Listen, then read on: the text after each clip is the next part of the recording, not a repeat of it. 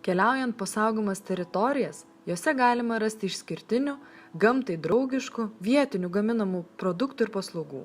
Tokie produktai ir paslaugos žymimi saugomų teritorijų produkto ženklu – Antyte. Štai Žemaitijos nacionaliniame parke, Visvainių kaime, kiek atokiau nuo poilsiautojų itin mėgiamo Platelių ežero, yra įsikūręs nedidelis šeimos verslas – ekologinis biodinaminis ūkis Miško sodai. Čia ekologiškus produktus augina Vaiva ir Giedrius Kosai.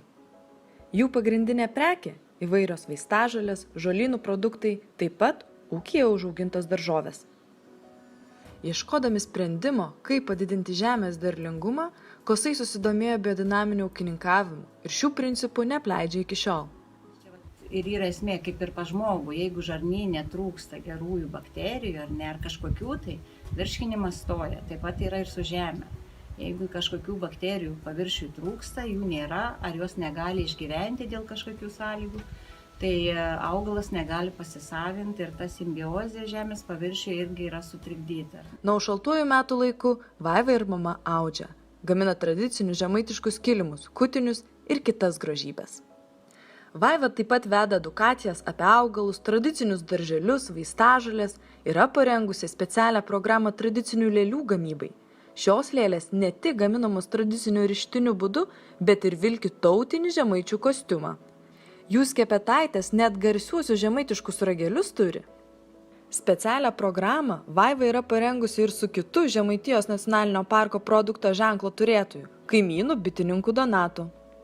Vaikai stebi, kas ten rieplinėja, kas tam daržiai dar gyvena be augalų, aišku, bitės tai yra pagrindas.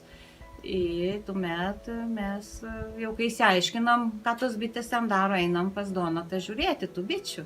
Vat parodo tuos avilius ir pagaliau tuos skanių produktų, kad ten medaus prineša, o vėlgi medus taigi irgi iš tų pačių augalėlių, iš tų pačių žiedelių yra surenkamas. Aš vis juokiuosi, mano pilnas daržas ten lavandų žydi, bitės skraido, tai sakau, va Donato bitės čia. Jeigu norite patys pamatyti, kaip viskas vyksta Miško soduose, galite užsukti į tradicinę pomidorų degustaciją 1 rugpjūčio šeštadienį. Ir tai yra tik keletas gėrybių, kurių kupinos Lietuvos saugomos teritorijos. Ieškokite produktų ir paslaugų pažymėtų saugomų teritorijų produkto ženklo.